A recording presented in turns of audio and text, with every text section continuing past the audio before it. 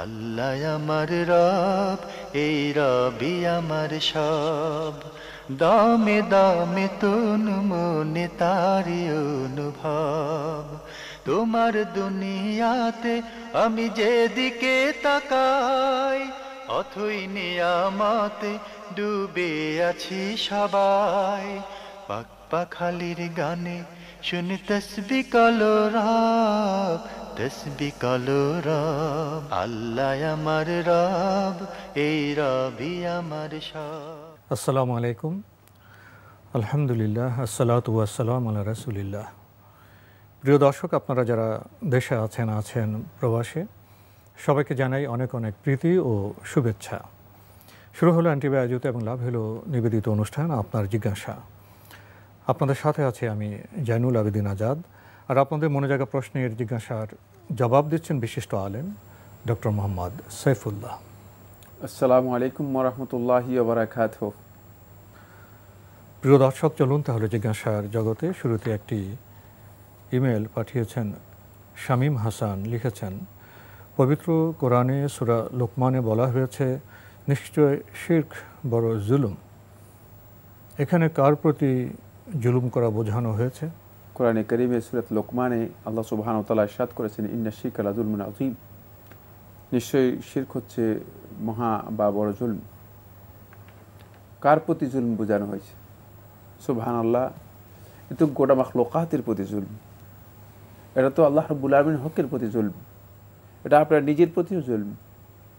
তাই এই জুলম হচ্ছে এত মহা যে যেই বিষয়টি আল্লাহ রাব্বুল আলামিনের হকের সাথে জড়িত, এই বিষয়টি কুল মাখলুকাতের সাথে জড়িত, সংশ্লিষ্ট সব ক্ষেত্রে সবার উপরে জুলম।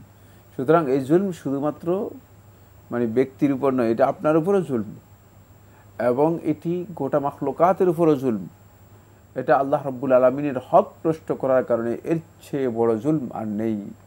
আর এই কারণেই শিরকটাকে আল্লাহ রাব্বুল আলামিন সবচেয়ে বড়, সবচেয়ে জঘন্য কবিরা গুনাহ হিসেবে আল্লাহ সুবহানাহু ওয়া তাআলা জানিয়ে দিয়েছেন, এবং এটাও বলে দিয়েছেন যে একটা গুনাহকে আল্লাহ রাব্বুল আলামিন মোটেও ক্ষমা করবেন না যতক্ষণ পর্যন্ত বান্দা পরিপূর্ণরূপে সেখান থেকে প্রত্যাবর্তন করে না আসবে এবং তওবা না করবে। সেটা হচ্ছে শিরক। এই গুনাহ ছাড়া আর বাকিগুলোকে আল্লাহ সুবহানাহু ওয়া তাআলা ইচ্ছা করলে আল্লাহ সুবহানাহু ওয়া তাআলা ক্ষমা করে দিবেন বান্দাদেরকে। যে সমস্ত ক্ষমার যেই বড় আল্লাহ সুবহানাহু ওয়া তাআলা উদারতার ঘোষণা দিয়েছেন, ছাড়ের ঘোষণা দিয়েছেন, তার মধ্যে বিভিন্ন ধরনের গুনাহকে আল্লাহ সুবহানাহু ওয়া তাআলা ক্ষমা করে দেবেন বান্দাদের। কিন্তু শুধুমাত্র শিরক যেখানে থেকে যাবে, এটাকে আর কোনোভাবেই ক্ষমা নেওয়ার সুযোগ থাকবে না যতক্ষণ পর্যন্ত পরিপূর্ণরূপে বান্দা ক্ষমা সেখান থেকে প্রত্যাবর্তন করে আল্লাহ তাআলার কাছে না আসবে, ধর্ণা না দিবে এবং শিরক মুক্ত না হবে, ততক্ষণ পর্যন্ত আল্লাহ সুবহানাহু ওয়া তাআলা তাকে ক্ষমা করবেন না। আমরা জানলাম, প্রিয় দর্শক, আপনি আরও লিখেছেন, পবিত্র কোরআনের অনেক আয়াতে আল্লাহ রাব্বুল আলামিন বলেছেন, আমি তোমাদেরকে যে রিজিক দান করেছি তা থেকে দান করো। এখন কেউ যদি বলেন, আমি অনেক পরিশ্রম করে সম্পদ অর্জন করেছি, এ কথা বলা কি ঠিক হবে? আল্লাহ সুবহানাহু ওয়া তাআলা বান্দাদেরকে আল্লাহর পক্ষ থেকে রিজিক দিয়ে থাকেন, এতটুকু বোঝার জন্য আমাদের নিজেদের জীবনের সামান্য একটা উদাহরণ দিলেই যথেষ্ট। কিচ্ছু না, একেবারে সামান্যতম একটা উদাহরণ দিলেই যথেষ্ট। সেটা হচ্ছে, যেমন আপনার যে হার্ট চলছে, এই হার্টের কাজ হচ্ছে এভাবে পাম্পিং করতেছে। প্রত্যেকটা মিনিটের মধ্যে 60 সেকেন্ড থাকে। 1 মিনিটে 72 বার পাম্পিং করে। 72 বারের মধ্যে যদি কোনো কারণে একবার কম হয়, তাহলে কি আপনার কোনো মূল্য আছে কিনা? হ্যাঁ, থাকবে? কোনো কারণে যদি ব্যক্তির এখানে একবার স্টপ হয়ে যায়, একবার ফেল হয়ে যায়, কোনো মূল্য নেই। কে চালাচ্ছে?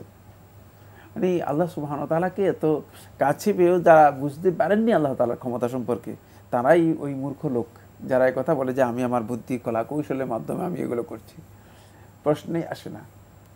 এটা আল্লাহ সুবহানাহু ওয়া তাআলা এই জন্যই বলেছেন, সবটাই তো আল্লাহ তাআলার দেয়া।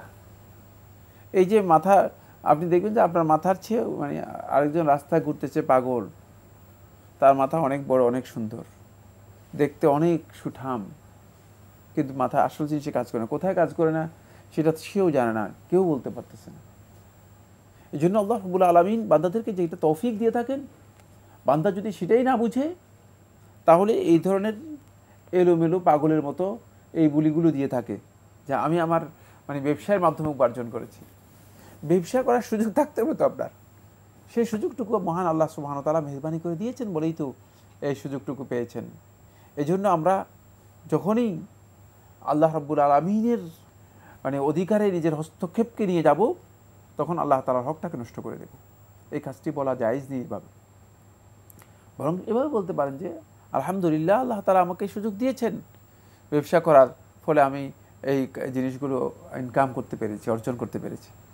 কিন্তু রিজিককে মূলত আল্লাহ তো রিজিক ছড়িয়ে রেখেছেন, আমাকে পরিশ্রম করে সেটাকে অর্জন করতে হবে। অবশ্যই এই রিজিককে আপনাকে কি করতে হবে, আল্লাহ তাআলার মাধ্যমেই আপনাকে অর্জন করতে হবে, অন্যথায় কোনো সামর্থ্য কারণেই পরিশ্রম করে অর্জন করব, তো পরিশ্রম করার সামর্থ্য তো আল্লাহই দিয়েছেন। এটা এখানে নিজের পরিপূর্ণটাই তো আল্লাহ দিয়েছেন। আমি যে পরিশ্রমটা একটা আমি যে কাজ করতে পারতেছি, এটা কি আল্লাহ সম্ভব কিনা? আল্লাহ তাআলা দিয়েছেন। এটাও তো রিজিক, এটা রিজিকের একটা মাধ্যম না, এটা রিজিক, এটা আল্লাহ তাআলা রিজিক বলেছেন, এটা পুরাটাই রিজিক। যেমন আমার সব সামর্থ্য, পুরো সামর্থ্যটাই রিজিক, পুরো সামর্থ্য রিজিক। রিজিক বলতে শুধুমাত্র টাকা পয়সা খাওয়া দাওয়া না। এই যে সুস্থ আছে, এখন যদি আজকে আমি অসুস্থ হয়ে বেডের মধ্যে শুয়ে থাকতাম, তাহলে কই থেকে আমি ব্যবসা করতাম? প্রশ্নই আসে না। সুতরাং এই বিষয়টি উপলব্ধি করতে হবে। এই বিষয় প্রকৃত ঈমান এবং চেতনার সাথে জড়িত বিষয়। তাই ঈমানদার ব্যক্তি কোন? মান কানা ইউমিনু বিল্লাহি ওয়াল ইয়াউমিল আখির।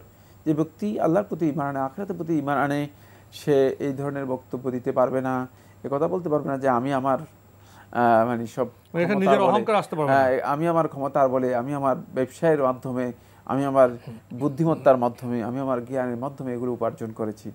ইন্নামা উতিতুহু আলা ইলম, এটা কারুন বলেছিল। সে জ্ঞানটা তো আল্লাহরই। হ্যাঁ, সে কারুন বলেছিল, ফলে সে বড় ধরনের ক্ষতিগ্রস্ত হয়েছিল। এই ধরনের বক্তব্য দিলেই আমরা সবচেয়ে বেশি ক্ষতিগ্রস্ত হব। আমরা জানলাম, প্রিয় দর্শক, আপনি আরও লিখেছেন, কোনো মহিলা যদি তালাকের পর 3 মাসের মধ্যে আবার অন্যত্র বিয়ে করেন, তাহলে বিয়ে কি শুদ্ধ হবে? যদি না হয় তবে কি 3 মাস পর আবার বিয়ে পড়াতে হবে? প্রথম কথা হচ্ছে 3 মাসের কোনো সম্পর্ক এখানে নেই, খুব ভালো করে বুঝতে হবে। একজন মহিলার ইদ্যতের সাথে সম্পৃক্ত। তার ইদ্যত হচ্ছে 3টা হাইজ, মানে 3টা পিরিয়ড, 3টা ঋতুকাল। এই 3টা ঋতুকাল যদি তার শেষ হয়ে যায়, এরপরে তিনি বিয়ে বসতে কোনো ধরনের বাধা নেই, তিনি বিয়ে বসতে পারবেন। তার জন্য বিয়ে জায়েজ। বিয়ের বৈধ যেই পদ্ধতি রয়েছে, ইসলামী শরিয়া অনুমোদিত যে পদ্ধতি রয়েছে, সে পদ্ধতি তার জন্য বিয়ে করতে কোনো ধরনের বাধা নেই। সেক্ষেত্রে তার অভিভাবকের মাধ্যমে তিনি বিয়েতে রাজি হবেন। কিন্তু যদি এই ইদ্যতের মধ্যে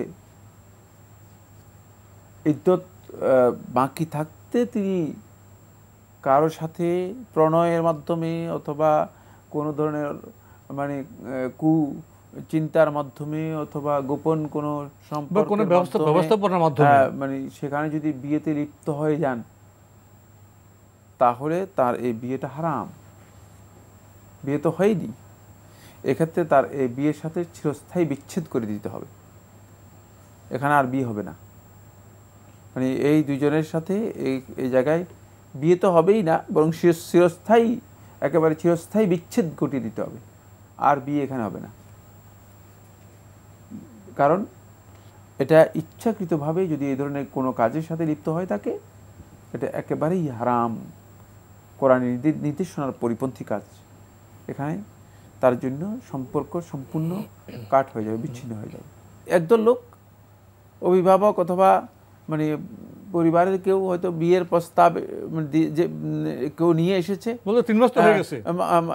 মাসালা সম্পর্কে জ্ঞান নেই, জানা নেই আসলে যে তার এই সময় বিয়ে করার বৈধতা নেই। দেখা গেল যে তাকে বিয়ে দিয়ে দিয়েছে, বিয়ের আগ হয়ে গিয়েছে। এই অবস্থায় তার এই বিয়েটুকু আকদটা ফাসেদ হয়ে যাবে, আকদটা ফাসেদ বা বাতিল হয়ে যাবে, এটি পরিপূর্ণরূপে নষ্ট হয়ে যাবে, তার ইদ্যতের জন্য তাকে অপেক্ষা করতে হবে। এখানে যদি এই ধরনের বিয়ে হয়ে যাওয়ার পর আবার ওই স্বামীর সাথে সম্পর্ক, দৈহিক সম্পর্ক মানে হয়ে যায়, তাহলে আকদ বাতিল করে দিয়ে তারপর আবার 3 মাস, অন্তত 3 মাস পর্যন্ত কি করতে হবে, মানে ওই 3টা পিরিয়ড, আবার 3টা পিরিয়ড পর্যন্ত তাকে কি করতে হবে, ইদ্যত অপেক্ষা করতে হবে। এই ইদ্যতের অপেক্ষা করার পরে তারপরে এই ক্ষেত্রে আবার বিয়ের বৈধতা আসবে।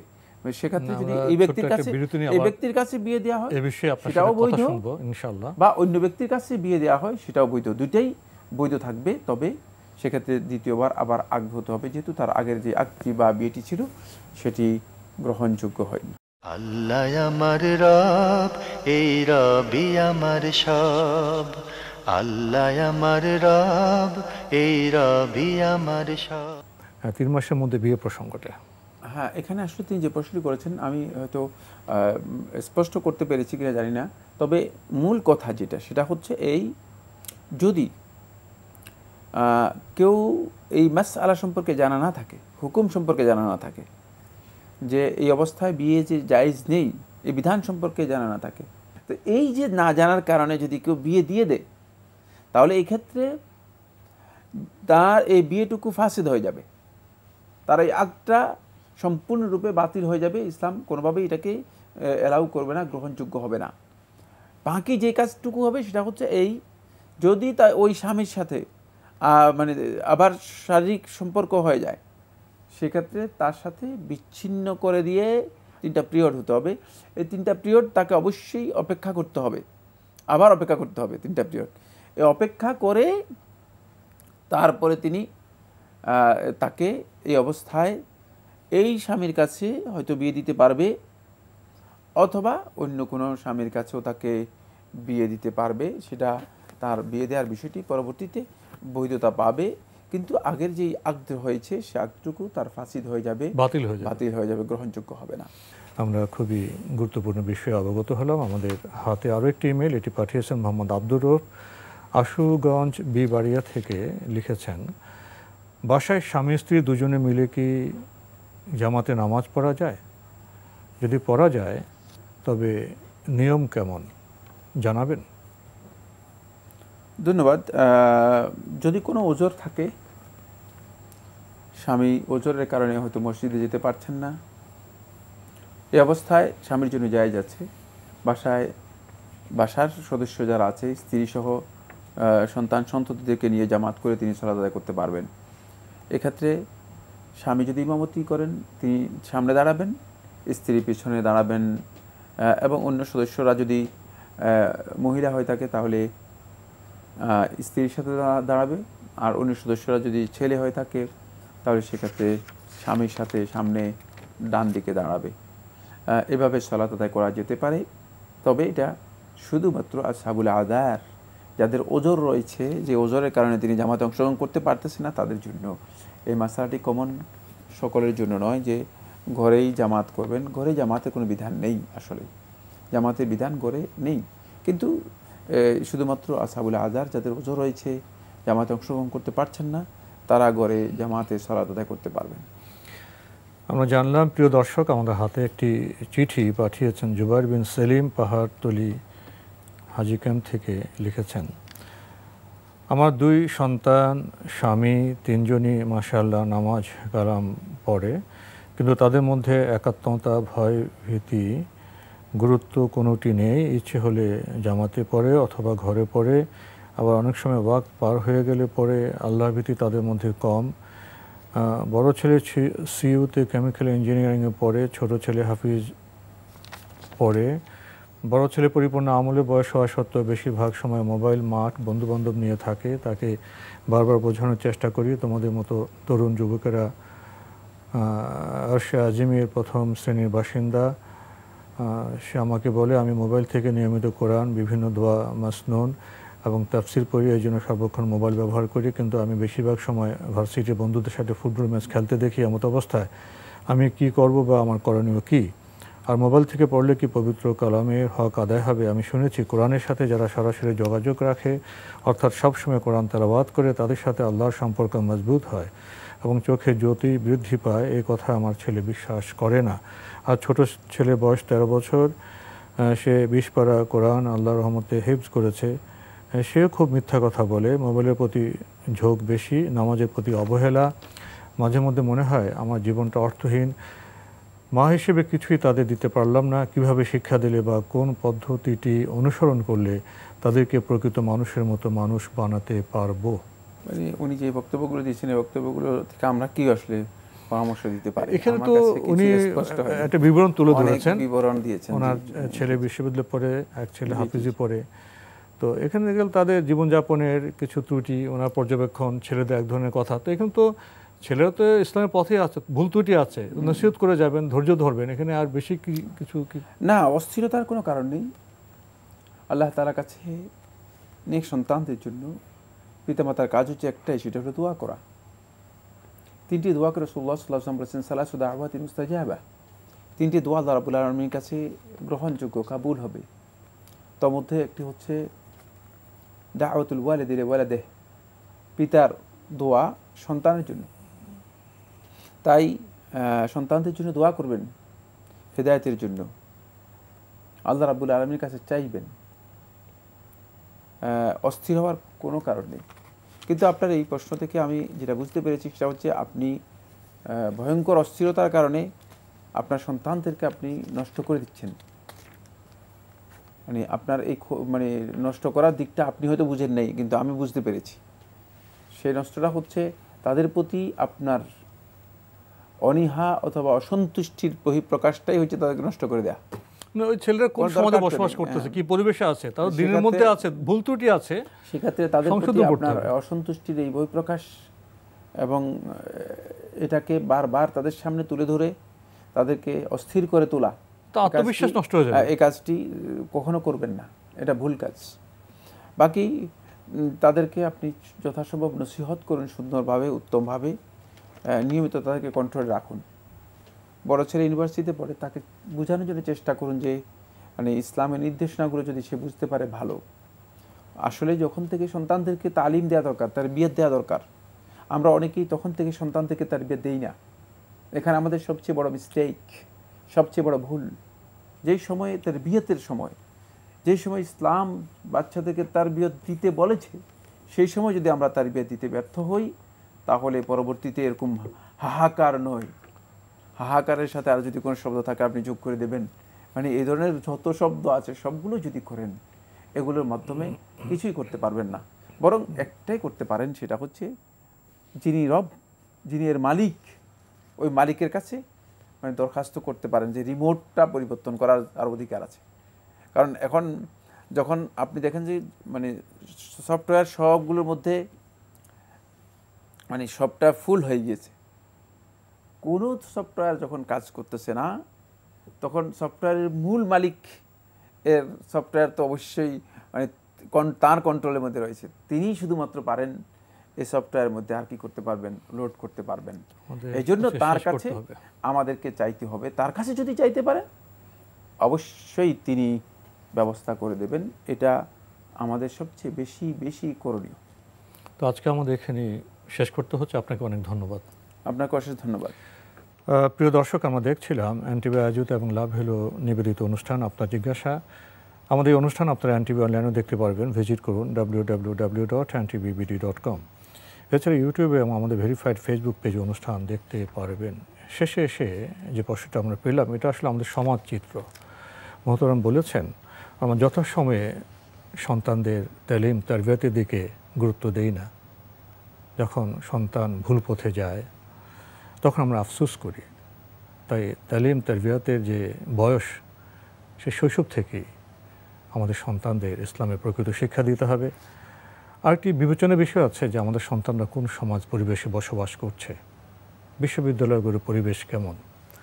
তো এই বোনের সন্তান তো আলহামদুলিল্লাহ দিনের পথে আছে, কিছু ত্রুটি বিচ্যুতি হচ্ছে, সেখানে হতাশ না হয়ে আমাদের ইতিবাচক দৃষ্টিভঙ্গিতে তাদের মধ্যে আত্মবিশ্বাস সৃষ্টি করতে পারি, দায়িত্ব সচেতনতা সৃষ্টি করতে পারি এবং সবশেষে যেটা মহান আল্লাহর কাছে আমরা দোয়া করতে পারি, তাহলে তো আমরা কাঙ্ক্ষিত মানে আমাদের সন্তানদের পেতে পারি। প্রিয় দর্শক, আসুন এসব বিষয়ে আমরা আরও সচেতন হই সতর্ক। চিঠি লিখুন, প্রশ্ন পাঠান আমাদের ঠিকানায়। পরিচালক আপনার জিজ্ঞাসা, এনটিভি, বিএসসি ভবন, 7ম তলা, 102 কাজী নজরুল ইসলাম এভিনিউ, কারওয়ান বাজার, ঢাকা 1215। আপনারা ইমেলও করতে পারেন। আমাদের ইমেল অ্যাড্রেস আপনার জিজ্ঞাসা @ntvbd.com। মহান আল্লাহ আমাদের সবাইকে নিরাপদে রাখুন শান্তিতে। আসসালামু আলাইকুম। আল্লাহ আমার রব, এই রবি আমার সব, দামে দামে তুন মনে তারি অনুভব।